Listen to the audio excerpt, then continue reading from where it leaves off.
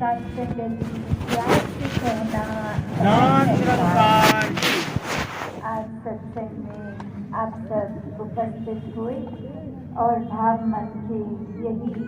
कि निराकार से मन जुड़ा रहे हर किसी का। और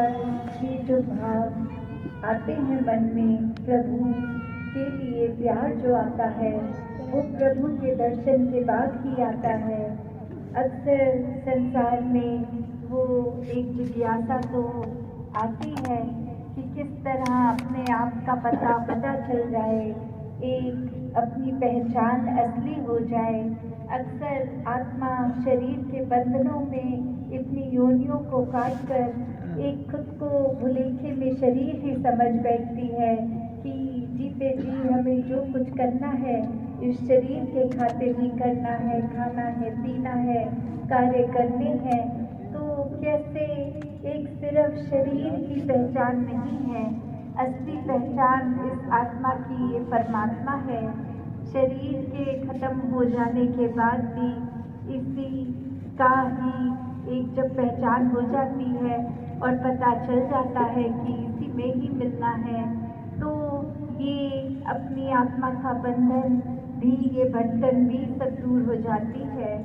और कैसे युगों युगों से संदेश यही हर गुरु पीर पैगंबर हर संत का रहा है कि इंसानी जन्म में आकर अपना जीवन व्यर्थ ना गवा दो, अपने आप की पहचान कर लो, इस परमात्मा की पहचान कर लो। और ये पहचान करने से जीते जी तो ये फायदा है कि हमें किसी के प्रति बुरे भाव नहीं आएंगे। हर एक में अपनी ही एक रिफ्लेक्शन, एक अक्स दिखता है, अपने से श्रेष्ठ हर कोई दिखता है। फिर जाति पाति के भी बंधन दूर हो जाते हैं, क्योंकि जब हर एक में ही परमात्मा है तो चाहे पैदा कहीं भी हूँ, किसी जगह भी खाते पीते किसी तरह का खाना हो, वेशभूषा किस तरह की अपने कल्चर के हिसाब से हर एक की, तो एक नफरत मन में नहीं आती, अपने आप को उससे परम नहीं मानते। ये सभी एक अपनत्व का भाव रखते हुए मन में हर एक के प्रति प्यार ही सिर्फ रखते हैं सर। और कैसे ये भाव मन के कि हम संसार में अब जन्म ले लिया तो क्या यही करना है कि एक जो अन्य एक योनि में करते आए कि शरीर की ताकत के लिए भोजन ले लिया, शरीर के आराम के लिए सो लिया, एक कोई अवस्था ऐसी आई जिसमें एक स्थिति कोई ऐसी आई जो हमारे अनुसार नहीं, तो उस स्थिति से डर गए और एक अपने आप में भय का भाव ले लिया। नहीं, ये जब मनुष्य का शरीर मिला है इसमें एक बुद्धि, एक चेतनता हमारी जो इस प्रभु परमात्मा की जानकारी के बाद हर समय हमको उस तरह अलर्ट रखती है कि अब हर पल ये प्रभु साथ है, किसी पल भी इस निराकार को भूल ना जाए। जब इसके ही अनुसार एक हर पल में रह जीते हैं तो हर पल भी सुनहरा हो जाता है, फिर ये जीवन भी सुनहरा है। एक जब परमात्मा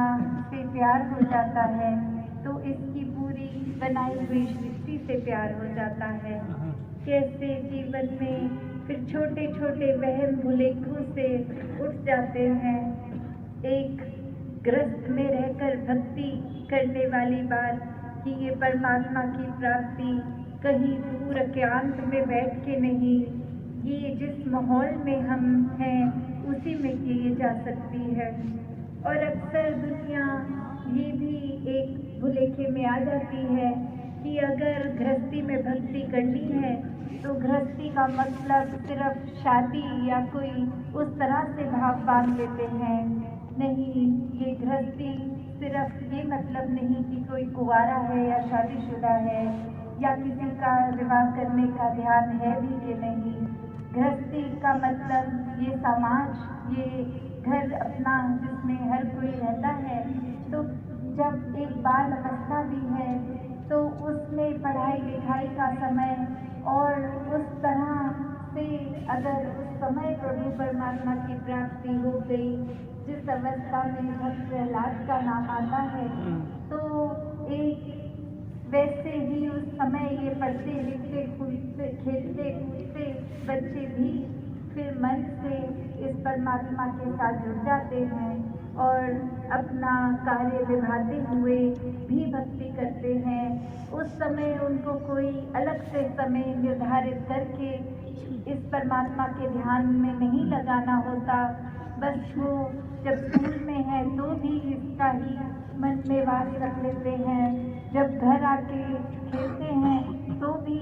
अपने साथ वालों को एक बुरी तरह से व्यवहार नहीं करते, उनके साथ अपने साथ के बच्चों को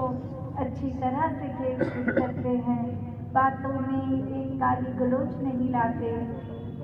कैसे हम उम्र के किसी भी पड़ाव में हों, बात वही कि एक परमात्मा है, चाहे नाम अनेक लिए जा सकते हैं पर एक सर्वांश में ये एक ही है और इस एक से ही पूरी कायनात का उपज हुआ है। हमने हर समय यही मन में भाव रखना है कि हम अपने मन का नाता जितना गहरा करेंगे इस परमात्मा से, सारा दिखावा मन से चला जाता है। फिर एक मन में बात वो नहीं आती कि हमें अच्छा इंसान बनना है, कोई नकली दिखावा करना है,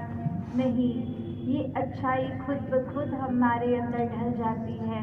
फिर ये कोई किसी दबाव में नहीं, किसी उस वजह से नहीं कि कुछ लोग देख रहे हैं इस समय हमें बहुत ही एक आदरणीय व्यवहार करना है, नहीं, वो तो कोई देखे ना देखे, भक्त का तो एक प्रवृत्ति, एक भक्त वाली चाल तो अकेले में भी वो भक्त वैसा ही है और अनेकों के आगे भी वो वैसा ही। तो ये दिखावा मात्र एक भक्ति नहीं होती। अक्सर संसार में लोग ये भी भुलेखा खा लेते हैं कि अगर किसी को एक जीवन में देखा कि उनको जीवन में इस तरह जुड़कर एक सत्संग से एक दुनियावी सुख मिल रहे हैं उस रूप में कि घर अच्छा मिल गया, एक नौकरी अच्छी लग गई, तो मन में भाव आता है कि हम भी उस जगह पर ही जाके सत्संग करें जहाँ ये करते हैं, क्योंकि इनको धन अधिक और जीवन में मिलने लग गया है। तो जो इस वजह से सत्संग से, इस निराकार से जुड़ेगा, वो कारण भी ठीक नहीं है, क्योंकि निरंकार ने हर एक के हिस्से, किसी के हिस्से अगर अमीरी भी है, किसी के गरीबी, वो दोनों ही मुबारक पात्र है। चाहे किसी को घर में महल रूप दिया है या कुटिया दी है, दोनों ही मुबारक पात्र हैं, क्योंकि भक्त तो जिस अवस्था में इस प्रभु ने रखा उस अवस्था का ही शुक्राना करते हैं, उस अवस्था को ही श्रेष्ठ मानकर बिना किसी शिकायत के एक अपने जीवन को जीते जाते हैं।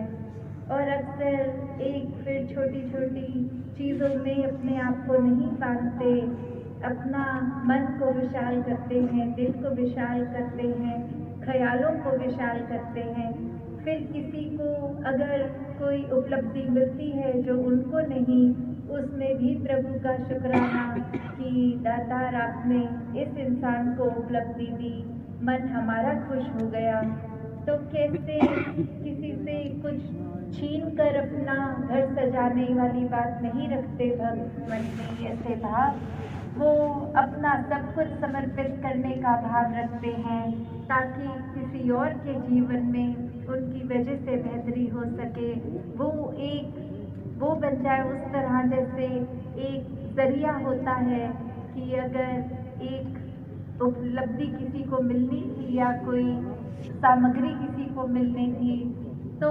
इस परमात्मा ने हमारा शरीर चुना कि उस तक वो सुविधा पहुंचा दे। तो इसका मतलब ये नहीं कि हम श्रेष्ठ हो गए हैं, हम में बल है वो कार्य करने का, नहीं, वो सिर्फ कृपा इस परमात्मा की कि हमारे द्वारा ही इस शरीर को चुनकर वो कार्य किया गया। तो जब मन में ऐसे भाव होते हैं तो अहंकार मन से बहुत दूर हो जाता है और बिना अहंकार जो जीते जाते हैं वो ही मानवता के प्रति एक बहुत ही अच्छा योगदान दे सकते हैं, क्योंकि फिर वो सिर्फ अपने दिमाग को अपने लिए नहीं सोच रहे हैं, उनके लिए प्राथमिकता एक आसपास वाले, एक संसार पूरा वो बन जाता है। किस तरह भक्तों को लगता है कि हमारा जीवन जब इस ब्रह्म ज्ञान लेने के बाद, इस प्रभु प्राप्ति के बाद बहुत ही अच्छा हो गया है, तो ऐसा ही जीवन हर एक के पास हो। तो इसी तरह हर कोई इस कोशिश में लगता है कि जितने भी व्यक्ति हों वो सब सुखी हो जाएं, और सुखी का मतलब ये नहीं कि कुछ ऐसी मटीरियलिस्टिक कुछ आराम मिल जाए, कुछ घर संवर जाए, कुछ जेब में पैसा आ जाए, नहीं, ये आत्मा की कल्याण की बात करते हैं। फिर आत्मा जब परमात्मा के साथ एक हो जाती है, एक मिट हो जाती है, फिर वो सुख आता है, वो चैन आता है, वो फिर उस घर के माहौल से ऊपर की बात हो जाती है कि चाहे एक कमरे में रहने वाले हों या अनेकों कमरे घर में हों, वो फिर हर जगह सुखी रह लेंगे। तो दातार इसी तरह हर एक पे कृपा करे कि वहम भूले के अनेक जो दुनिया में आ जाते हैं वो उसमें हमने नहीं पढ़ना। हम सिर्फ और सिर्फ इस साक्षात हर समय के रहने वाले परमात्मा में जब अपनी आस्था लगा लेते हैं तो फिर चाहे दुनिया कहीं पे भी बात करे, कोई चमत्कार ही करते हैं, कोई अलग उस दिशा में लेके जाने वाली, तो भी पता होता है कि जो परमात्मा के साथ जुड़े हैं जीवन उन्हीं का सफल होता है। वरना कर्म कांड के बुलेखों में अक्सर लोग हमें ले जाते हैं, तो मन में जहाँ विश्वास पूरा होता है इस परमात्मा के प्रति, वही एक प्रेम की अवस्था, एक प्रेमा भक्ति की अवस्था, और वही भक्ति की सबसे श्रेष्ठ अवस्था कि ये ब्रह्म ज्ञान रूप लेकर ये ज्ञानी भक्त होकर प्रेमा भक्ति हर कोई करता जाए, सेवा से, सुमिरन से, सत्संग से अपने विश्वास को पक्का करता जाए। तो झुंझुनू में यही सब इतने जो दूर दूर से भी चलकर आए आज, तो राजस्थान का ये लास्ट स्टेशन और आज ही दिल्ली की ओर रवानगी, तो हर जगह ही ये भाव देखने को मिला कि हर कोई अपनी आत्मा के कल्याण के लिए यहाँ आए हैं और एक हर किसी के लिए अपने जीवन को परोपकारी बना देते हैं सर। तो ऐसा ही जीवन हर किसी के हिस्से आए। सत संगत जी, धन निरंकार जी।